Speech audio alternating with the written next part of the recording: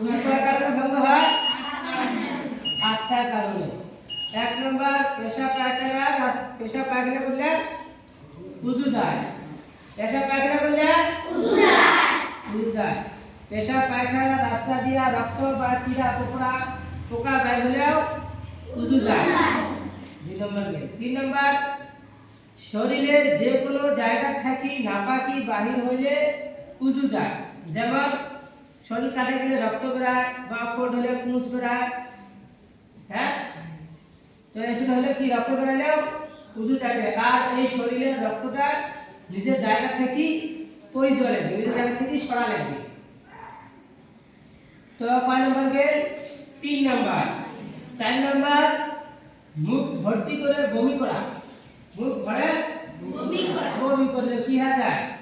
উজু ভঙ্গ হয়ে যায়। তারপরে ঘুম আসলেও উজু ভঙ্গ হয়ে যায়।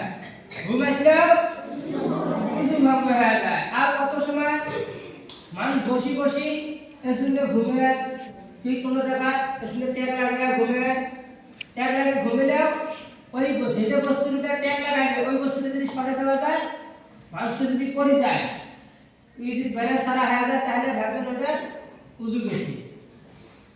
6 নম্বর বেহুশি या तो পাগলপন। মানুষ যখন বেহুশ হয়ে যায় বা সেন্সে হুশ হারা হয় বা পাগল হয়ে যায়, ওই সময় মানুষের কি হয়ে যায়? উজু নষ্ট হয়ে যায়। কি জন্য? মানুষ যেটা বেহুশ হয়ে যায় সেটা সেন্স থাকে না, ওই বাতাস করছে না পেশাব করে ফেলেছে না কি করছে না করছে, এই কোনো হুশ থাকে না থাকে, যার জন্য উজু ভঙ্গ হয়ে যায়। 7 নম্বর নামাজের ভিতরে হাসা। নামাজের ভিতরে হাসা এটা একটা শর্ত দিছে যে রুকু সিজদা ওয়ালি নামাজের মধ্যে হাসা। রুকু সিজদা ওয়ালি নামাজের মধ্যে হাসা। তো আমরা সাধারণত একটাই জানি যে নামাজ তো রুকু সিজদার ভিতরেই হয়। রুকু সিজদা তো নামাজের ভিতরেই হয়। রুকু সিজদা ছাড়া নামাজ আছে না নাই? আছে। কোনটা নামাজ?